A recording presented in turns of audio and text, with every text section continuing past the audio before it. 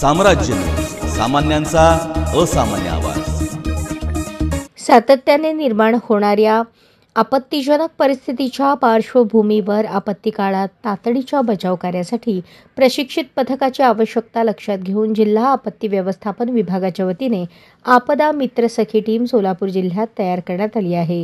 ही कार्यरत असलेली महाराष्ट्रातील पहिली महिला आपदा बचाव टीम असून त्यांना अद्ययावत प्रशिक्षण देण्याचा उपक्रम सध्या सुरू आहे। या प्रशिक्षणाचा एक भाग म्हणून बोट चालवण्याचा विशेष सराव शिबिर शनिवार दिनांक 20 सप्टेंबर रोजी हिप्परगा तलाव परिसरात आयोजित करण्यात आले। शिबिराचे आयोजन जिल्हा आपत्ती व्यवस्थापन विभाग व उत्तर सोलापूर तालुका तहसील कार्यालय यांच्या संयुक्त विद्यमाने करण्यात आले। शिबिरास निवासी उपजिल्हाधिकारी अभिजित पाटील यांनी प्रत्यक्ष भेट देऊन प्रशिक्षणाची पाहणी केली व उपस्थित आपदा सखींच्या कार्यांची प्रशंसा केली।